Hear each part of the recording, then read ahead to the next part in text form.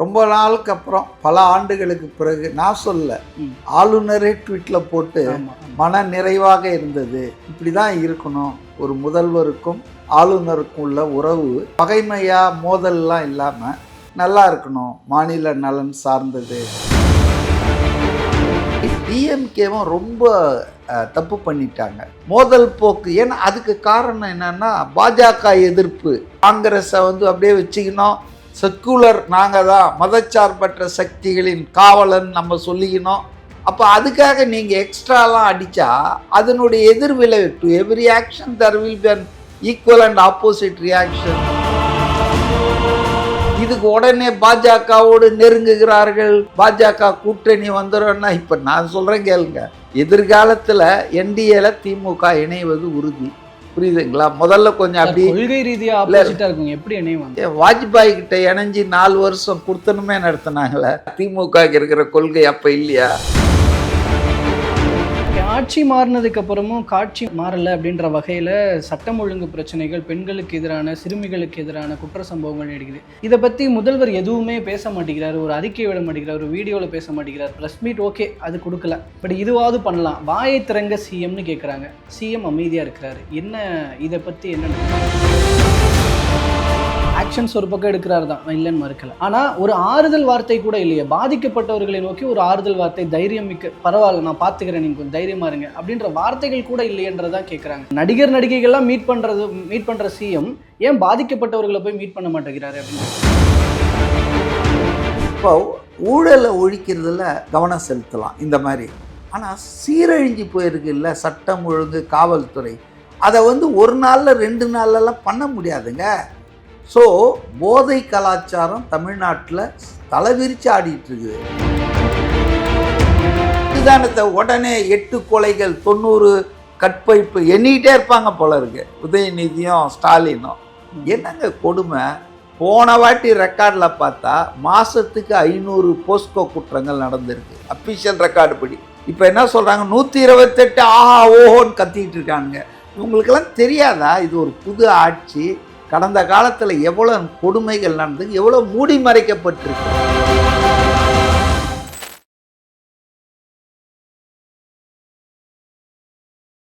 அனைவருக்கும் அன்பு வணக்கம். இன்றைய சிறப்பு நேர்காணலில் நம்மோடு இணைந்திருப்பவர் அரசியல் விமர்சகர் திரு மதிவாணன் அவர்கள். அவரிடம் தற்போதைய முக்கியமான அரசியல் விவகாரங்கள் பற்றி பேசலாம். சார் வணக்கம். வணக்கம் சார். இப்போது சட்டப்பேரவை நிகழ்வுகள் தொடங்கி இப்போது முதல் நாள் கூட்டத்தொடர் நடந்துக்கிட்டு இருக்கு. நேற்று ஆளுநர் உரை நல்லபடியாகவே முடிச்சுது. பட் இந்த ஆளுநர் உரை அப்படிங்கிறதுல நிறைய விஷயங்கள், நிறைய சந்தேகங்களை கிளப்புறாங்க, நிறைய புதிய நடைமுறைகள். ரொம்ப வருஷத்துக்கு அப்புறமா ஒரு ஒரு ஒரு முக்கியமான ஒரு விஷயம்லாம் நடந்திருக்கு. இந்த தமிழ் தாய் வாழ்த்துக்கு அப்புறம் தேசிய கீதம் பாடப்பட்டது 2 முறை அப்படின்றது. இந்த நேற்று நடந்த ஆளுநர் ஸ்பீச் அப்படிங்கிறத உள்ளார்ந்து பேசலாம். முதலாவதாக நீங்கள் அதை எப்படி பார்க்குறீங்க? ரொம்ப நாளுக்கு அப்புறம் பல ஆண்டுகளுக்கு பிறகு நான் சொல்ல ஆளுநரே ட்வீட்டில் போட்டு மன நிறைவாக இருந்தது. இப்படி தான் இருக்கணும், ஒரு முதல்வருக்கும் ஆளுநருக்கும் உள்ள உறவு பகைமையா மோதல்லாம் இல்லாமல் நல்லா இருக்கணும், மாநில நலன் சார்ந்தது. அதனால் ரொம்ப சந்தோஷமாக இருக்கேன், நிம்மதியாக இருக்கேன். இன்றைக்கி நான் முழுமையாக அந்த உரையை படித்து சட்டமன்றத்தில் அதை இது பண்ணுறதுக்கு வாய்ப்பு எனக்கு கிடைச்சது, மகிழ்ச்சின்னு சொல்லியிருக்காரு. உண்மையிலே ஆர்லேக்கர் தான் ஆளுநர், பாராட்டுக்குரியவர். சாதாரணமாக இந்தியாவில் கவர்னர்களாக இன்றைக்கி இருக்கிற எல்லாருமே எல்லா மாநிலத்திலும் ஒன்று பாஜக கட்சியிலேருந்து வந்தவங்களாக இருப்பாங்க, இல்லைன்னா ஆர்எஸ்எஸ் ஆட்களாக இருப்பாங்க. அப்படிப்பட்டவர் தான் ஆர்என் ரவி. இப்போ இருக்கிற ஆர்லேக்கர்லாம் ஆர்எஸ்எஸ்லேருந்து வந்தவங்க தான். ஆனாலும் அவர் அந்த பதவியின் மாண்புக்காக அதை ரொம்ப நல்லபடியாக நேற்று நடத்தினார். அவர் நினச்சிருந்தா அவர் சொல்லியிருக்கலாம், என்னங்க மத்திய அரசை எதிர்த்தெல்லாம் பேசியிருக்கீங்க, கடுமையாக சாடுறீங்க, இதெல்லாம் கொஞ்சம் நீக்கிடுங்க, நான் அதை படிக்க முடியாதுங்கன்னு பாஸ் ஓவர் பண்ணி போயிருக்கலாம். ரவி மாதிரி வாக் அவுட் பண்ணலாம். ஆனால் அவர் I am the head of the state government, ஆட்சிக்கு அவர் தானே தலைவர். பவர் சிஎம் கிட்ட தான். செரமோனியல் ஹெட் எப்படி பிரசிடென்ட்டுக்கிட்ட செரமோனியல் ஹெட் மாதிரி சொல்கிறாங்களோ அது மாதிரி இங்கேயும் முதலமைச்சர் தான் அதிகாரம் மிக்கவர், ஆட்சியை நடத்துபவர். ஆனால் ஆட்சிக்கு தலைமை ஆளுநர் தான் கான்ஸ்டியூஷன் படி. அதனால் அவர் சொல்லியிருக்கலாம், அதை வந்து படிக்க மாட்டேன்னு சொல்லியிருக்கலாம், இல்லை எடுங்கன்னு சொல்லியிருக்கலாம். ஆனால் எந்த தப்பும் பண்ணலை அவர். சார், இது ஆளுநரோட ஆக்ஷன் ஒரு பாசிட்டிவான ஆக்ஷன் அப்படிங்கிறதோடு நிறுத்திக்கிறதா, இல்லை எதிர்க்கட்சிகள் கிளப்புவது போல பாஜகவுக்கும் தாவேகாவுக்கும் ஒரு கனெக்ஷன் இருக்கு, ஒரு சுமூகமான உறவு இருக்கு அப்படின்ற ஒரு எதிர்க்கட்சிகள் கிளப்புறாங்கல்ல கேள்வி உதயநிதி ஸ்டாலின் எதிர்க்கட்சி? அது வந்து இரஸ்பான்சிபிள் ஸ்டேட். அதனால தானே ஒரு எதிர்ப்பு ஆளுநர்கிட்ட இல்லை அப்படின்றாங்க. அப்படி கிடையாதுங்க. இது ஒரு முதல் கூட்டம். ஒரு தேர்தல் முடிஞ்சு ஒரு ஆட்சி தொடங்கி ஃபஸ்ட்டு வர்ற கூட்டம். யாராக இருந்தாலும் கொஞ்சம் சுமூகமாக போவோம் அப்படின்னு தான் நினைப்பாங்க. முதல் கூட்டத்திலேயே வா அப்படின்னு தான் நினைப்பாங்க. திமுக இல்லை ஆளுநர் முதல் கூட்டத்திலே கருப்பு பேட்ஜ் அணிஞ்சின்னு வருவாங்க, எவனோ செத்துக்கிட்டா மாதிரி. First meeting of this present அசம்பிளின் போது அதுக்கு ஒரு சாலம்னிட்டி இருக்குங்க, ஒரு புனிதம் இருக்குது. முதலாக எதை செஞ்சாலும் நீங்கள் அபசகனமாக எதாவது ராவு காலத்தில் போய் பண்ணுவீங்களா? அதுபோல தான் கவர்னர் வந்து இது முதல் கூட்டம், புதிய ஆட்கள், புதிய கட்சி ஆட்சிக்கு வந்திருக்கு, புதுசாக ஒரு கூட்டணி ஆட்சி தமிழ்நாட்டில் வந்திருக்கு. இதையெல்லாம் கணக்கில் எடுத்துக்கொண்டு மேபி நம்ம வந்து எந்த பிரச்சனையும் உண்டாக்குவானா அந்த ஆட்களுக்கு, லெட்டஸ் வாட்ச் வெயிட் அப்படின்னு அவர் நினச்சிருக்கலாம். கவர்னர் வந்து இப்படி இருந்தாலே வந்து சொம்படிக்கிறதுன்னு சொன்னால், முன்னால் கே ஷான்னு ஒரு கவர்னர் இருந்தார், உங்களுக்கு தெரிஞ்சிருக்கும். கே ஷா எமர்ஜென்சி பீரியடில் அவர் வந்து என்ன சொல்லுவார்னா, பொது வெளியில் என் பேர் கே ஷா இல்லை, கலைஞர் கருணாநிதி ஷான்னு சொல்லுவார். அதாவது முதல்வரும் அவரும் அவ்வளோ அந்யோன்யமாக இருப்பாங்க. ஆனால் அப்புறமா அவரை வச்சே இந்திரா காந்தி வந்து law and order break down statement வாங்கி தான் கருணாநிதி ஆட்சியை கவுத்தாங்க, அது வேற கதை. ஆனால் ஆளுநரும் முதல்வரும் இணக்கமாக இருப்பதில் என்ன தவறு? அதில் என்ன அரசியல் இருக்குது? அவர் ஒன்றும் அரசியல்வாதி இல்லை, அவர் ஒரு கான்ஸ்டிடியூஷனல் ஃபங்க்ஷனரி. இல்லைங்க சார், இப்போ நீங்களே சொன்னீங்க, இப்போது ஆர்.என். ரவி அவர்கள் குறிப்பிடும் பொழுது அவர் போல தான் இவரும் ஆர்எஸ்எஸ் கூடாரத்திலிருந்து வந்தவர் அப்படின்றலாம் சொல்லும் பொழுது, ஆனாலும் அப்படி வந்தவர் சுமூகமா சொல்றேங்க, ஒரே குடும்பத்தில் இருக்கிற அண்ணன் ஒரு மாதிரி இருப்பான், எதுக்கெத்தாலும் கோவப்படுவான், தம்பி வந்து ரொம்ப நிதானமாக இருப்பான். என்ன சார் ஒரே குடும்பத்தில் இப்படி சார்னா பர்சனாலிட்டி, இவர் வளர்ந்த விதம், இவர் வளர்க்கப்பட்ட விதம், இவர் பண்பட்ட விதம் ரவி கிட்ட இல்லை. ரவி எல்லாம் மோதல்லையே எடுத்த ஒன்றுமே கான்ஃபரன்டேஷன் பண்ணாரு. ரெண்டு பக்கமும் தப்பு இருக்குது. டிஎம்கே ஆட்சியும் வந்து அவரை ப்ரோவோக் பண்ணிகிட்டே இருந்தாங்க, இன்சல்ட் பண்ணிட்டு. எவனா இருந்தாலுங்க உங்களுக்கு வந்து ஈகோவை டச் பண்ணிங்கன்னா அவங்க பவரை காட்டுவாங்கல்ல. நான் ஒரு சின்ன உதாரணம் சொல்கிறேன். இப்போ ரவி அவர்கள், ஆர்.என். ரவி இப்போ வெஸ்ட் பெங்காலில் இருக்கார் நிம்மதியாக, பாஜக ஆட்சி வந்துடுச்சு, ஒரு போன ராசி. என்ன பண்ணுறாருன்னா, ஏதோ ஒரு விஷயத்தில் வாக் அவுட் பண்ணி போகிறாரு. இதே மாதிரி தான் சட்டமன்றத்தில் வந்துட்டு போகிறாரு. அவர் பாட்டுன்னு அவர் போகிறாரு, அவ்வளோதானே. ஆனால் பொன்முடி அப்போ அமைச்சராக இருக்கிறாரு, பா அப்படின்றாரு. இது நான் ஒளிபரப்பில் பார்த்தேன், சட்டமன்ற ஒளிபரப்பில் நேரையாக பார்த்தேன். அதனால் ஒரு ஆளுநர் அவர் போய் பார்த்துருக்க மாட்டாரா? இது நியூஸில் போடுறாங்க. அப்போ அவருக்கு வந்து கடுப்பாவாதா? தான் உறுதிமொழி எடுத்து கொடுக்குற ஒரு அமைச்சர், அவர் ஒன்றும் இவருக்கு மேலே இல்லைல்ல, ஒரு மரபுன்னு ஒன்று இருக்குது இல்லைங்க. அப்படி டிஎம்கேவும் ரொம்ப தப்பு பண்ணிட்டாங்க, மோதல் போக்கு. ஏன்னா அதுக்கு காரணம் என்னன்னா பாஜக எதிர்ப்பு. இல்லைன்னா ஸ்டாலின் வந்துங்க 2026 சட்டமன்ற தேர்தலை டெல்லிக்கும் தமிழ்நாட்டுக்கும் நடக்கிற போர்னு வரா? யோசிச்சுப்பா. அவங்களுக்கு வந்துங்க மனசுக்குள்ளே எப்பவுமே பாஜக எதிர்ப்பு பண்ணிக்கிட்டே இருந்தால் மாநிலம் மத்தியத்துக்கு இருக்கிற உறவு கெட்டு போகுது, ஒரு இணக்கம் இல்லாமல் போகுது, அதனால் பிணக்கு வருது, அதனால் பல சங்கடங்கள் மாநில மக்களுக்கு வருது, மாநிலத்துக்கு வருது. அதை பற்றி அவங்களுக்கு கவலை இல்லை. எலெக்ஷனில் ஆதாயம் கிடைக்குமா, நம்ம வந்து சிறுபான்மையினர் ஓட்டை அப்படியே கொத்தா வாங்கலாமா, இந்த சிந்தனையிலேயே இவங்க இருக்கிறதால தே டூ, அதாவது எக்ஸ்ட்ரா ஃபிட்டிங் மாதிரி பண்ணுறாங்க. அளவுக்கு மீறினால் அமிர்தமும் நஞ்சு இல்லையா? நீங்கள் ஓரளவுக்கு அட்டாக் பண்ணலாம், ஜென்யூன் கிரிட்டிசிசம் வைக்கலாம். சும்மா நீங்கள் வந்து ஒரு கட்சியே தாக்கிட்டு இருந்தீங்கன்னா, அதுவும் அந்த கட்சி இப்போ ஒரு எம்எல்ஏ தான் இருக்குது, முன்னால் 3 எம்எல்ஏ இருந்திருக்கலாம். அது ஒரு த்ரெட்டே இல்லை உங்களுக்கு. நீங்கள் மெயினான ஆளுங்க எதிர்கட்சியை நீங்கள் கார்னர் பண்ணிங்கன்னா கூட புரிஞ்சுக்கலாம். உங்களுக்கு நோக்கம் உள்நோக்கம் சிறுபான்மை மக்கள் ஓட்டு அப்படியே வாங்கிக்கணும், காங்கிரஸை வந்து அப்படியே வச்சுக்கணும், செக்குலர் நாங்கள் தான் மதச்சார்பற்ற சக்திகளின் காவலன் நம்ம சொல்லிக்கணும்.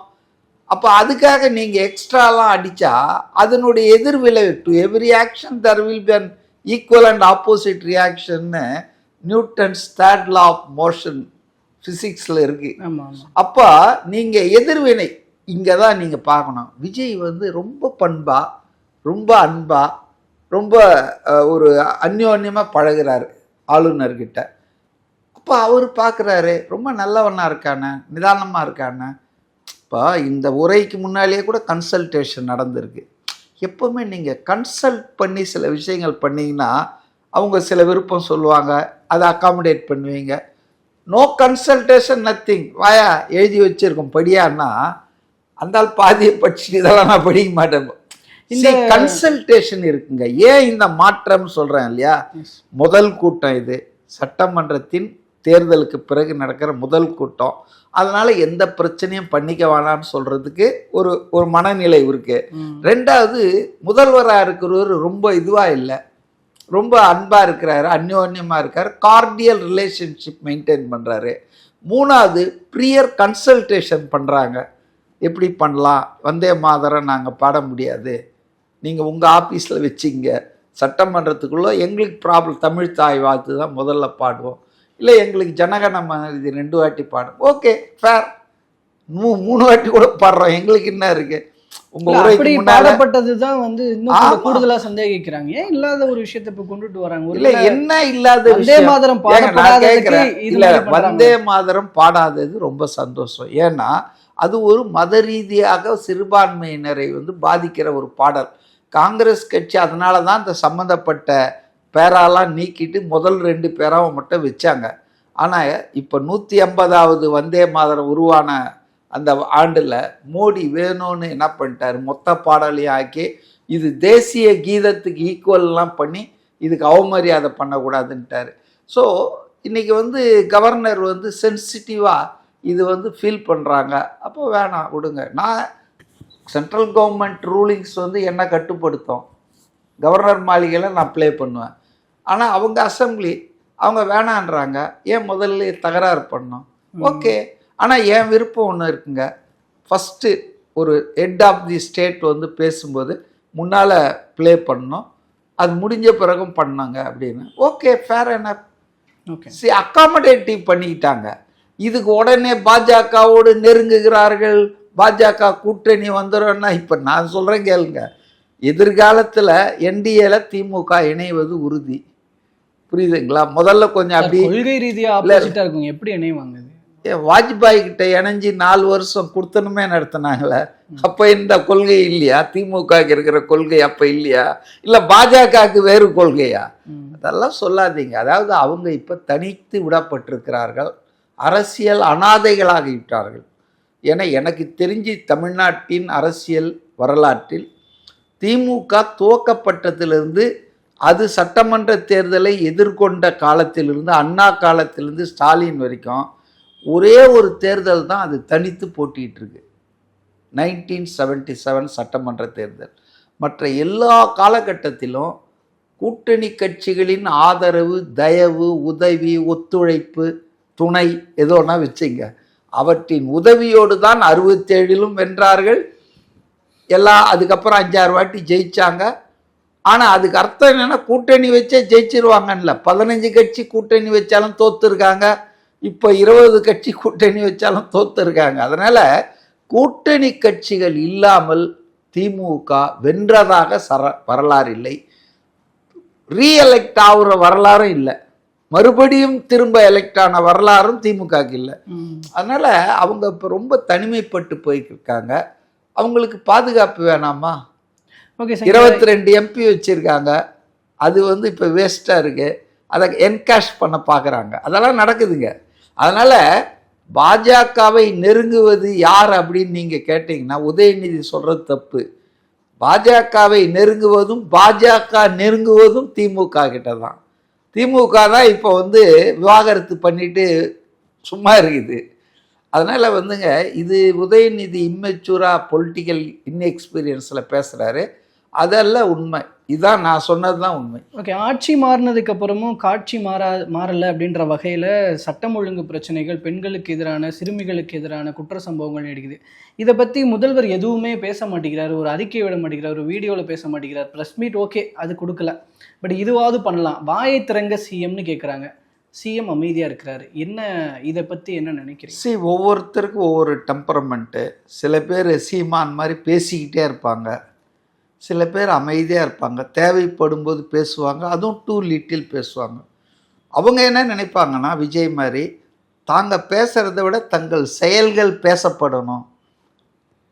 அதாவது அவங்களுடைய deeds will speak for them. இப்போ தமிழ்நாட்டில் 40 நாள் கூட ஆகலைன்னு வச்சிங்களேன், நீங்கள் போய் பாருங்கள், மக்கள்கிட்ட, சாதாரண ஆட்கள்கிட்ட கேளுங்க.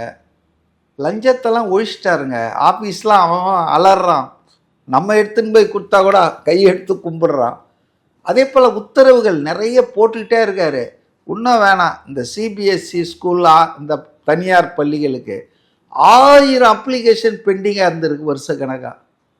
ஒரே நாளில் 10 பைசா இல்லாமல் ராஜ்மோகன் அமைச்சர் கல்வித்துறை, என் நண்பர், அவர் போட்டு விட்டாங்க. அவங்க சொல்கிறாங்க 5 லட்சம் கேட்பாங்க, அந்த ரினியூவலுக்கு வருஷம் வேறு 3 லட்சம் பார்ட்டி ஃபண்டெல்லாம் கேட்பாங்க. அவங்கெல்லாம் வந்து மகிழ்ச்சியில் வந்து பப்ளிக்காக அவங்களே சொல்கிறாங்க. நீங்கள் போய் சினிமா ஃபீல்டில் கேளுங்க யாரையாவது, மே 4ஆம் தேதிக்கு அப்புறம் ரெட் ஜெயண்ட் ஏன் படம் ரிலீஸ் பண்ணல? தமிழ்நாட்டின் ஒட்டுமொத்த தியேட்டர்களையும் எடுத்து வச்சுருந்தாங்களே இவங்க, கமர்ஷியல் டேக்ஸ் ஆஃபீஸ் எல்லாம் கையில் வச்சுக்கிட்டு, எந்த படம் எத்தனை ஷோ எங்கே என்னைக்கு ரிலீஸ் ஆகணுன்றத ரெட் ஜெயண்ட்டுன்னா என்ன, உதயநிதி அப்புறம் இன்பநிதி, இவங்க தான், ஸ்டாலின் ஃபேமிலி தான் தீர்மானிக்கும். எவ்வளோ பிரச்சனை பண்ணாங்க. இன்றைக்கி பாருங்கள், சின்ன சின்ன படம்லாம் ரிலீஸ் ஆகுது. இல்லை ஓகே, அந்த மாற்றங்கள் வந்து அதனால இந்த சட்டம் ஒழுங்கு இல்லை சார், ஒன்றே ஒன்று இது மட்டும் கேட்டுக்கிறேன். அதாவது அவர் ஆக்ஷன்ஸ் ஒரு பக்கம் எடுக்கிறாரு தான், நான் இல்லைன்னு மறுக்கலை. ஆனால் ஒரு ஆறுதல் வார்த்தை கூட இல்லையே, பாதிக்கப்பட்டவர்களை நோக்கி ஒரு ஆறுதல் வார்த்தை, தைரியம் மிக்க, பரவாயில்ல நான் பார்த்துக்கிறேன், நீங்கள் கொஞ்சம் தைரியமாக இருங்க அப்படின்ற வார்த்தைகள் கூட இல்லையன்றதான் கேட்குறாங்க. நடிகர்கள்லாம் மீட் பண்ணுற சிஎம் ஏன் பாதிக்கப்பட்டவர்களை போய் மீட் பண்ண மாட்டேங்கிறாரு அப்படின்னு கேட்குறாங்க. இதெல்லாம் வந்துங்க ரொம்ப என்ன சொல்கிறது, சைல்டிஷ் ஆர்கியூமெண்ட்டு. பிரைம் மினிஸ்டர் எத்தனை பேரை மீட் பண்ணிட்டு இருக்கிறாரு டெய்லி? இல்லை வேறு எந்த ஸ்டேட்டில் சீப்? இதெல்லாம் நம்ம இந்த பிஆர் எக்ஸசைஸ் பண்ணிகிட்டு இருக்காங்க பாருங்கள். நமக்கு முன்னால் இருந்த ஆட்சி இதெல்லாம் பண்ணதால் நமக்கு அதெல்லாம் சீஃப் மினிஸ்டருடைய கடமை மாதிரி நம்ம நினச்சிட்டு இருக்கோம். காமராஜர் இப்படி பண்ணாரா? 9.5 வருஷம் ஆட்சியில் இருந்தார். எல்லாத்துக்கும் அறிக்கை விட்டுக்கிட்டு எல்லாரையும் போய் பார்த்துக்கிட்டு ரீல்ஸ் போட்டுக்கிட்டு இருந்தாரா?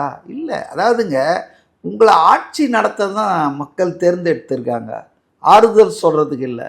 அவர் என்னெல்லாம் பண்ணுறாரு தெரியுமா உங்களுக்கு? காலையில் 9 மணிக்கு வந்துடுறாரு, 5 மணி வரைக்கும் சம்மந்தப்பட்ட துறை மீட்டிங் எல்லாத்தையும் தரோவாக ஸ்டடி பண்ணி அங்கங்கே இன்ஸ்ட்ரக்ஷன். இங்கே பாருங்கள், பள்ளிக்கரணில் சதுப்பு நிலத்தில் 2000 கோடியோ என்னவோ அது, அந்த பிரிகேடுன்னு கர்நாடகாவில் பெங்களூரில் பெரிய ரியல் எஸ்டேட்டு, சட்ட விதிகளை மீறி என்விரான்மெண்டல் கிளியரன்ஸ் எல்லாம் கூட அவசர கதியில் வாங்கி மிகப்பெரிய அடுக்குமாடி குடியிருப்பு, பெரிய அளவுக்கு பணம் கை மாறி இருக்கு.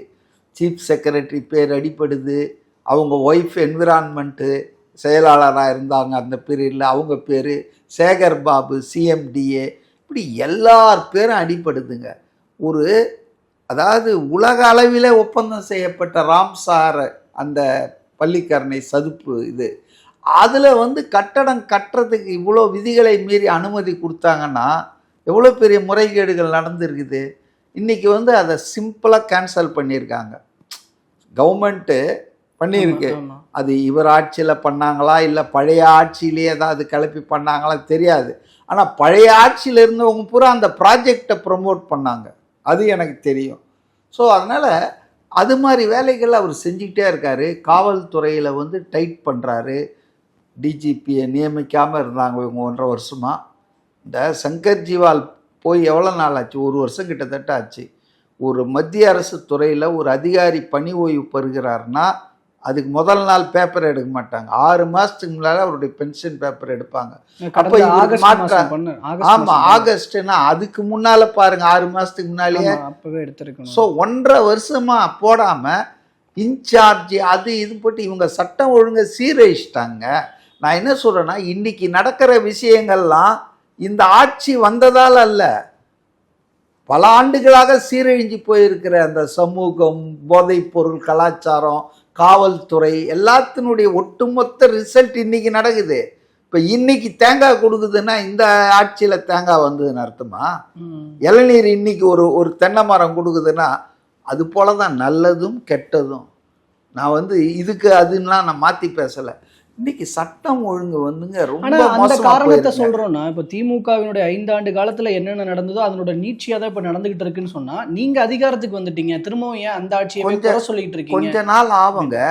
நீங்க அதிகாரத்துக்கு இந்த இதெல்லாம் சரி பண்ணி நீங்க உங்க மெத்தடெல்லாம் மாத்தி பண்றதுக்கு குறைந்தது 3 மாசம் ஆகும். அப்போ இருக்கிறது தான் வண்டி வேகமா வருதுன்னா சடன் பிரேக் போடாது. நிர்வாகமும் அப்படிதான், அதே ஆட்கள் தான், கொஞ்சம் கொஞ்சம் பேரை மாற்றிட்டு இருக்காங்க. இப்போ மெட்ராஸ் கார்பரேஷனில் இந்த பில்டிங் அப்ரூவல், பிளான் அப்ரூவல்லாம் ஒரு செக்ஷன் இருக்கான். 80 பேரை கூண்டோடு மாற்றிருக்காங்க. ஏன் தெரியுங்களா? ஃபுல்லாக மாமூல், ஃபுல்லாக கட்டிங். எல்லாரும் 5 வருஷத்துக்கு ஒரு வாட்டி மாறணும்னா 15 வருஷமா இருக்கிறானுங்களாம் அந்த 80 பேரும். யாராலையும் ஒன்றும் பண்ண முடியாதுலாம், அவங்க தான் வச்சதுதான் சட்டம். இன்னைக்கு டக்குன்னு கமிஷனர் ஆஃப் சென்னை புதுசாக போட்டார்ல, ஆய்வு பண்ணி இந்த 80 பேரை தூக்கடான்ட்டாராம். இப்போ ஊழலை ஒழிக்கிறதுல கவனம் செலுத்தலாம் இந்த மாதிரி. ஆனால் சீரழிஞ்சு போயிருக்குல்ல சட்டம் ஒழுங்கு, காவல்துறை, அதை ஒரு நாளில் 2 நாள்லாம் பண்ண முடியாதுங்க. ஸோ போதை கலாச்சாரம் தமிழ்நாட்டில் தலைவிரிச்சு ஆடிட்டு இருக்குது. இன்னைக்கு கஞ்சா, அபின் போன்ற விஷயங்கள் ஹைஸ்கூல் ஸ்டூடெண்ட் வரைக்கும் கை மாறுது.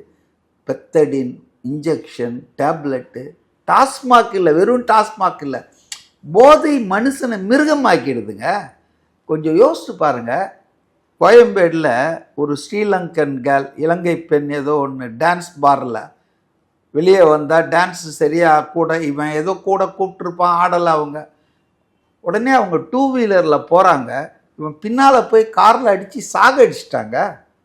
இது மனிதன் செய்யக்கூடிய வேலை இல்லை, மிருகம். மனிதன் மிருகம் ஆயிடுறான். அப்போ ட்ரக்ஸ் எடுத்துட்டான்னா அவனுக்கு 8 வயசு பொண்ணா, 10 வயசு பொண்ணா, 5 வயசு பொண்ணா தெரியுறதில்ல. ஆகவே நம்ம அட்டாக் பண்ண வேண்டியது ட்ரக் கல்ச்சரை. ட்ரக் கல்ச்சர் ஏன் வந்தது? இந்த 20 நாளில் வந்துடுச்சா? அது நான் திமுக ஆட்சியில் தான் வந்ததுன்னு சொல்ல, 10-15 வருஷமாக தமிழ்நாட்டில் வந்துடுச்சு, ஃபுல்லாக பரவிடுச்சு. அதன் விளைவு தான் சமூகம் என்பது ரொம்ப மிருகமாகி போயிருக்குங்க. இதை 30 நாளில் எல்லாத்தையும் பண்ணிடலான்னா இது 30 நாளில் இந்தி கற்றுக்கொள்வது எப்படின்லாம் கிடையாது. நிறைய வேலை இருக்கு, நிறைய வேலை இருக்கு. எங்க சிங்கப்பெண் படை ஆரம்பிச்சே எவ்வளோ பேருங்க இருக்காங்கப்பா, இன்னும் ரெக்ரூட்மெண்ட்லாம் பண்ணலைங்க. ஒரு சிம்பாலிக்காக ஆரம்பிச்சிருக்காங்க. அதாவது நீங்கள் சாப்பாட்டுக்கு அரிசியை வேக வச்சிங்கன்னா கூட 1 மணி நேரம் ஆகும் சோறு ஆகிறதுக்கு அரிசி. அது மாதிரி இவங்க பண்ணுற இப்போ எடுக்கிற நடவடிக்கைகளுடைய அந்த ஃப்ரூட்டு, அது கனிஞ்சி அது மக்களுக்கு அதை ஃபீல் பண்ணுறது எப்போன்னா குறைந்தது 6 மாதம் ஆகும். 6 மாதம் ஆகும். நீங்கள் அப்புறம் தான் நீங்கள் கேள்வி கேட்க முடியும். அப்போ இப்போ இருக்கிறதெல்லாம் அந்த பழைய மிச்ச சொச்சங்கள் தான். மழை விட்டாலும் தூரல் நிற்கலன்னுவாங்கல்ல, அதுதானே. உடனே 8 கொலைகள், 90 கற்பழிப்பு எண்ணிக்கிட்டே இருப்பாங்க போல இருக்கு உதயநிதியும் ஸ்டாலினும். என்னங்க கொடுமை! போன வாட்டி ரெக்கார்டில் பார்த்தா மாதத்துக்கு 500 போஸ்கோ குற்றங்கள் நடந்திருக்கு, அஃபிஷியல் ரெக்கார்டு படி மாதத்துக்கு. இப்போ என்ன சொல்கிறாங்க, 128 ஆஹா ஓஹோன்னு கத்திக்கிட்டு இருக்கானுங்க. இவங்களுக்கெல்லாம் தெரியாதா இது ஒரு புது ஆட்சி? கடந்த காலத்தில் எவ்வளோ கொடுமைகள் நடந்து, எவ்வளோ மூடி மறைக்கப்பட்டிருக்கு. இப்போ லேட்டஸ்ட்டாக கஸ்டோடியல் டெத்து. இப்போ நீங்கள் பாருங்கள், ஒரு ஆள் யாரோ ஒருத்தர் பாடியை வாங்க மாட்டேன்னு ஆகாஷ் வாங்க மாட்டேன்னு சொல்லிட்டு அப்புறம் கோர்ட்டே நீங்களே பண்ணிடுங்கன்ட்டாங்க. நான் உடனே என்னடா இது இவர் ஆட்சியில் எடுத்த உடனே ஆயிடுச்சான்னு பார்த்தா அது 106 நாளைக்கு முன்னால் நடந்த விஷயம். அவன் இறந்து இருக்கிறான். அதை அந்த உறவினர்கள் வாங்க மாட்டேன்னு ரகலையா இது அப்படியே வச்சிருந்து மார்ச்சொரியில் இப்போ அந்த லெவலுக்கு வந்திருக்கு. உடனே இந்த ஆட்சியில் கஸ்டடி டெத்துன்னு கணக்கில் எழுதுவீங்களா அதை? அதுபோல் இந்த ஆட்சிக்கு அவகாசம் கொடுங்க. நான் வேற ஒன்றும் சொல்ல. Any new government must be given some time to act. அது செட்டில் டவுன் ஆகணும். இது நியூ இல்லை, நியூ கவர்மெண்ட்டு. ஏன்னா இந்த கவர்மெண்ட்டில் இருக்கிற 100 பேருக்கு மேலே எம்எல்ஏக்கு பயிற்சி கொடுக்க வேண்டியதாக இருக்குது. அசம்பிளியில் எப்படி கேள்வி கேட்கணும்னு வெரி வெரி நியூ ரா. அப்போ வி மஸ்ட் அதெல்லாம் நம்ம புரிஞ்சுக்கிட்டு எதிரியாக நினைக்கக்கூடாது. இன்னைக்கு ஓகேங்க சார், கண்டிப்பாக பொறுத்திருந்து பார்ப்போம் என்ன நடக்குதுன்னு. பல்வேறு தகவல்கள் மற்றும் கருத்துக்களை பயந்து கொண்டு மிக்க ரொம்ப நன்றிங்க சார்.